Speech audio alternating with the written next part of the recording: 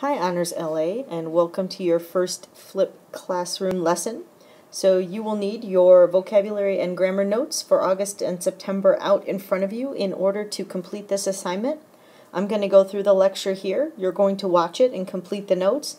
If at any time I get moving too fast for you, please just use the pause button as you're watching the video. It does go pretty fast just because I'm aware that you have that option to pause it, rewind as needed.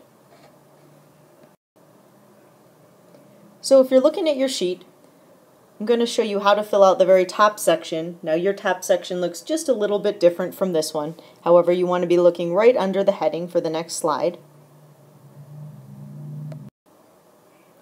So here's the information that you need for that top section. The date that this was handed out was August 27th. The due date for the notes is going to be Monday, August 31st. And then the quiz date is planned for September 9th. Now this is subject to change, however I will try not to change it.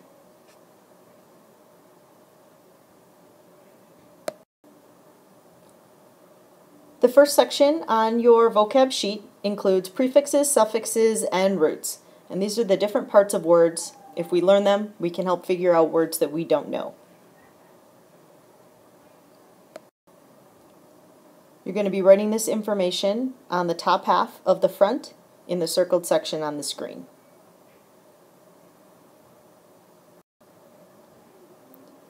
So our first prefix is DE. This means down. Then some examples are descent, deposit, and demolish. Please make sure you write down information from all three columns, including all of the examples. Your next word, prefix, is bio. That means life. Examples are biology, the study of life, biography, a book of one person's life,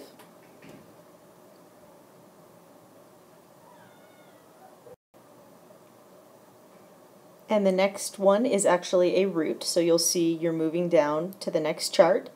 This is act. It means to do. Now, act itself is a word, but it can also be a root that you attach prefixes and suffixes to.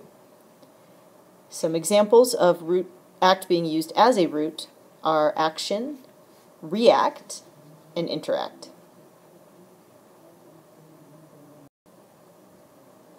And the next root is counter. This means against, a counterpoint. Counter itself, so this would not be something found in the kitchen, but for example, in some sports or athletics, you can perform a counter, which is a move that goes against another move your opponent has made. So that's what we mean by counter for this meaning. And then counteract is your last example.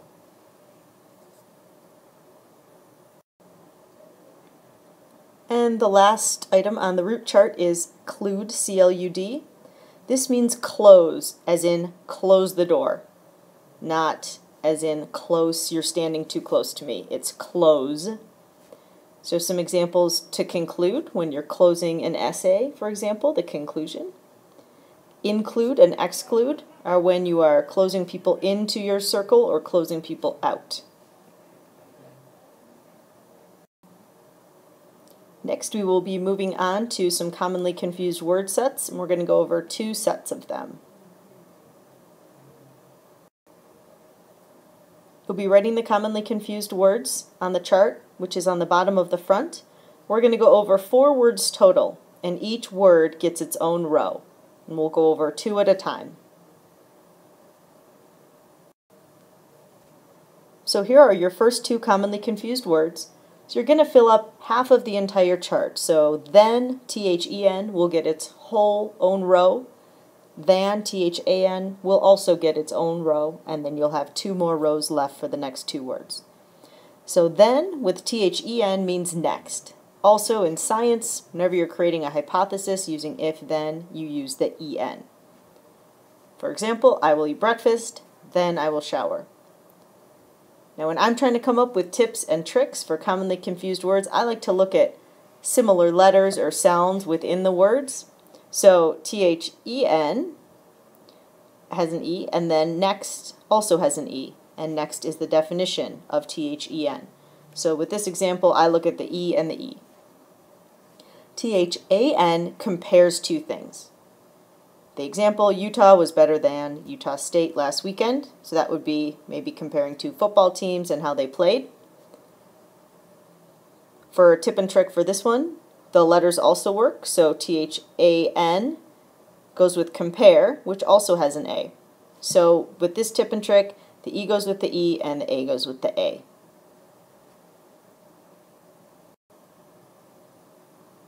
The next set of commonly confused words is whose and whose. So you'll fill up the last two rows. When you're done with this slide, you'll be completely finished with the first page, the front of the first page, if you've done it correctly. So WHOSE is possessive. It means something that belongs to who. For example, whose planner is on that desk? The planner belongs to who? This is called a possessive pronoun, and it's just like ITS, if you remember learning about its and its in 7th grade. So ITS has no apostrophe, but it is possessive. Same with WHOSE. WHO apostrophe S has two meanings. It's very important to write down the second meaning because a lot of people forget that one. So it's who is and who has. For example, who's planning to hike this weekend? We could put in who is, so we use the WHO apostrophe S. This one is just like the IT apostrophe S, because whenever you have a conjunction with an apostrophe, it's standing for a letter. So in IT apostrophe S, it's standing for the letter I, and in WHO apostrophe S, it's also standing for the I. Now, we do sometimes have who has. That's kind of an exception. But if you think of it as standing for the I, hopefully that will help you.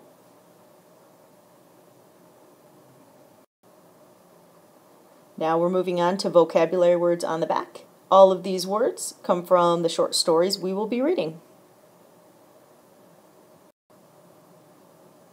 So if you look at your sheet, this is what you should see where you're writing it. The first word is recede. It is a verb. It means for something to become more distant. For example, I watched the ship recede over the horizon. In this section, just like the last sections, make sure that you write down all of the different pieces of information. That includes an example. If you would like to add your own example instead of using mine, that's fine. Please just make sure that you do have an example when you come in. The next word is disarming. Now, disarm can be a verb, so don't get it confused with that. This is an adjective, and it's when something removes or lessens suspicions, fears, or weapons. Basically, something makes you feel more at ease, calmer, not suspicious. So, for example, his disarming personality put us all at ease.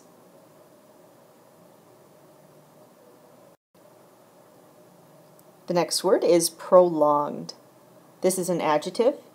It means extended. So, for example, first hour was prolonged to make time for the assembly.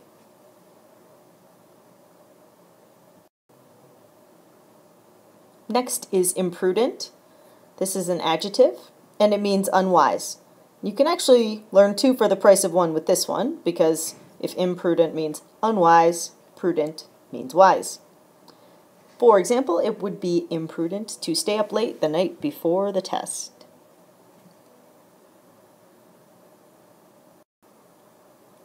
Surmount is next. If you remember your suffixes, prefixes, and roots from before, sur means over. So surmount is a verb. It means overcome, and usually a difficult obstacle. The example here, the team surmounted their lack of physical size with their effort and heart.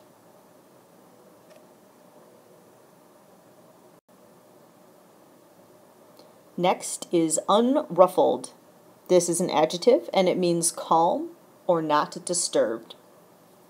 Example, thankfully, Julia was unruffled after the accident.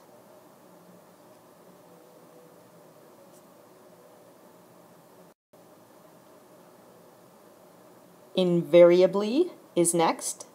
This is an adverb, so it describes a verb, how you're doing something. Invariably means always, or without changing. You can make a connection to math here. A variable changes. Something is invariable. It never changes. For example, Mrs. Watson will invariably patrol the lunchroom.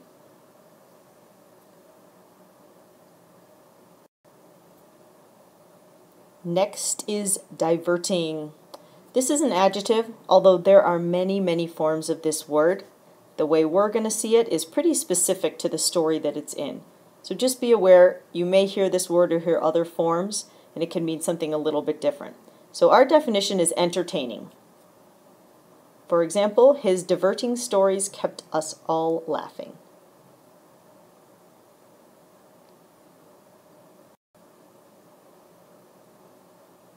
Protrude is next. It is a verb, and it means to stick out. For example, the broken bone protruded from under her skin.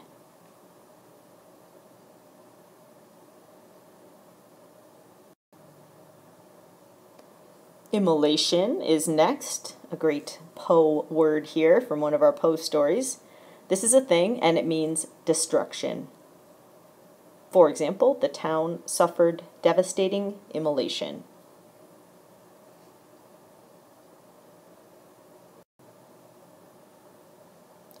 Obstinate is next.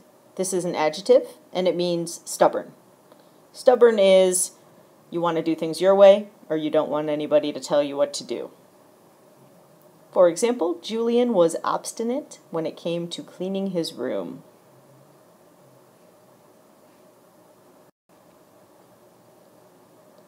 Retribution is next. This is a noun, and it means a punishment. Example, if you are tardy 3 times, you will receive a detention as retribution.